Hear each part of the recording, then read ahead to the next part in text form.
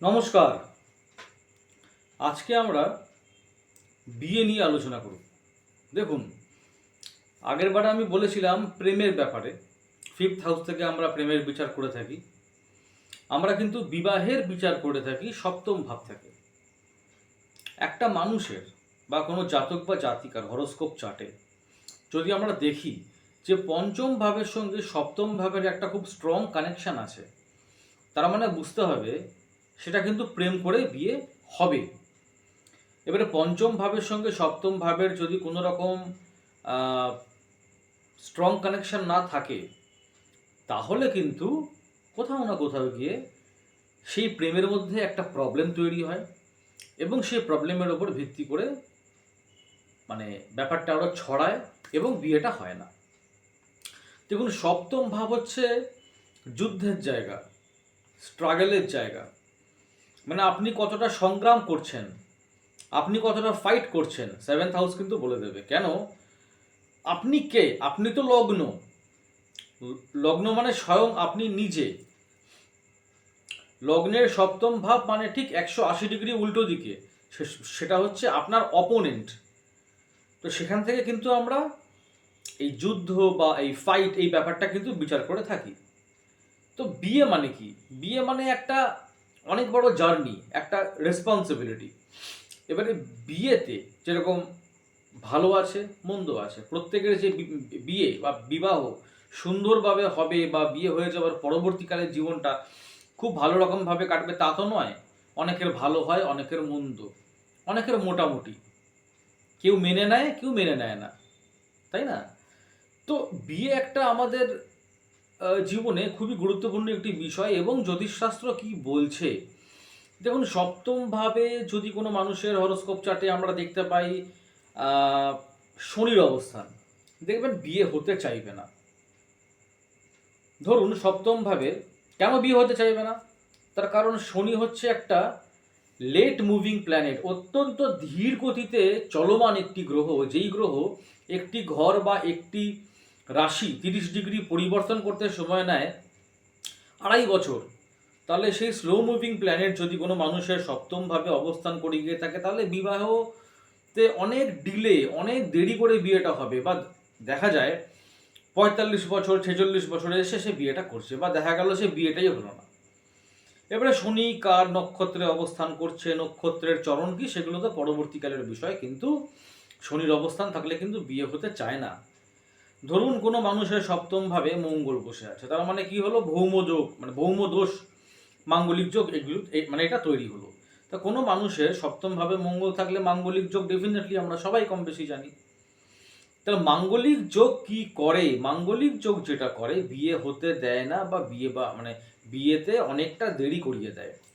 এবং বিয়ে হলেও কিন্তু স্পাউস ভালো পাওয়া যায় না। স্বামীর ক্ষেত্রে স্ত্রী ভালো হয় না, স্ত্রীর ক্ষেত্রে স্বামী ভালো হয় না। কোথাও না কোথাও একটা প্রবলেম হয়। মঙ্গল এমনিতেই একটা অ্যাগ্রেসিভ প্ল্যানেট, অ্যাগ্রেসিভনেস দিয়ে অ্যাটলিস্ট ভালোবাসা হয় না। কিছু ক্ষেত্রে হয়তো প্রয়োজন পড়তে পারে, কিন্তু সুন্দরভাবে পথ চলা অ্যাগ্রেসিভনেস নিয়ে কিন্তু হয় না, তাই না? প্রেম মানে একটা সুন্দর অনুভূতি। সেই সুন্দর অনুভূতিটা যখন বিবাহ বন্ধন পর্যন্ত চলে যায়, সেখানে কিন্তু অ্যাগ্রেসিভনেস কাজ করে না। ধরুন সপ্তম ভাবে কোনো জাতক বা জাতিকার কেতু বসে আছে, বুঝতেই পারে কেতু অবস্থান। কোথাও না কোথাও দেখবেন যদি ভালো অবস্থায় বসে থাকে তাহলে তো কোনো প্রবলেম নেই। যদি খারাপভাবে অবস্থান করে তাহলে বুঝবেন একটু মানে রোম্যান্স কম থাকবে, কথা কম বলবে, চুপচাপ থাকবে, নিজের মধ্যে সমস্ত দুঃখ কষ্ট রাগ অভিমান সমস্ত কিছু জমিয়ে রাখবে। সে শেয়ার করবে না, সে ঝগড়া করবে না। ঝগড়া করে নেওয়া কিন্তু খুব ভালো। ঝগড়া করে নিয়ে সব কিছু মিটমাট করে নেওয়া ভালো। কেউ যদি নিজের মধ্যে দুঃখ কষ্ট হেনা দানা সমস্ত কিছু যদি জমিয়ে রেখে দেয়, তাহলে কিন্তু খুব প্রবলেম। কারণ মানে একটা টাইমে সেটা তো বাস্ট করবে, একটা টাইমে সেটা তো সমস্ত কিছু তো বেরোবে, তখন কিন্তু খুব মানে সমস্যা। ওই জন্য কেতু কিন্তু একটা মিস্টিরিয়াস প্ল্যানেট। কেতু কিন্তু সম্পূর্ণ মিস্টিরিয়াস প্ল্যানেট। কেতুকে বলা হয় south nodal point of moon, ঠিক আছে? তো কেতু থাকলেও কিন্তু এই টাইপের সমস্যা হয়।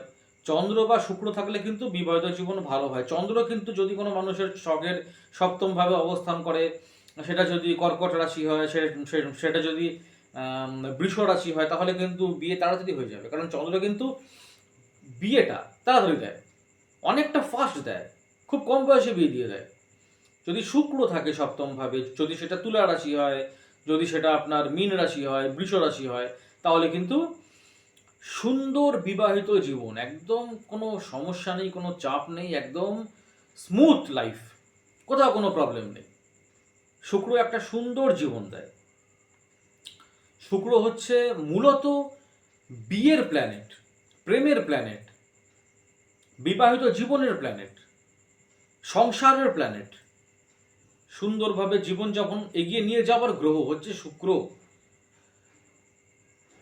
ধরুন সপ্তমভাবে কোনো জাতক বা জাতিকার রবি আছে, এমন ইগো হবে, মানে তুমি আমায় কেন এই কথাটা বললে, তুমি আমায় কেন এই কথাটা বললে, এই যে ইগো মাথার মধ্যে নিয়ে নেবে। রবি মানে একটা, মানে কি বলবো, মানে সেলফ রেসপেক্ট একটা ব্যাপার থাকে না, সেই ব্যাপারটা। আমাকে তুমি এই কথাটা বলতে পারলে, মানে এই যে ব্যাপারটা, ইগো, সাংঘাতিক ইগো। রবি সপ্তম ভাবে থাকলে অনেক ক্ষেত্রে দেখা যায় ডিভোর্স হয়নি, কিন্তু ডিভোর্সের মতন, মানে স্বামী স্বামীর কর্তব্য করছে, স্ত্রী স্ত্রীর কর্তব্য করছে, তাদের মধ্যে কোনো সম্পর্ক নেই।